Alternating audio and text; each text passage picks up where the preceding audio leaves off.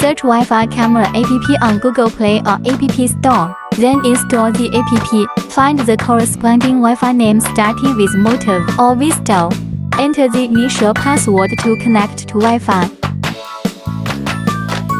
Then open the app. Click Enter Recorder. You can see real-time image. Click the button in the top right corner to switch the front and rear camera image.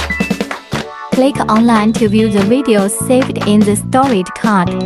Click the button in the top left corner to switch the videos of front and rear camera. Click the Edit button in the upper right corner to delete or download videos from the memory card.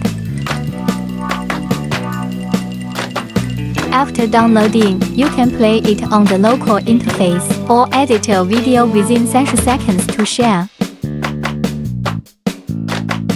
You can set the time for looping video in the settings interface, sound record, format SD card, mic sensitivity and so on. Attention!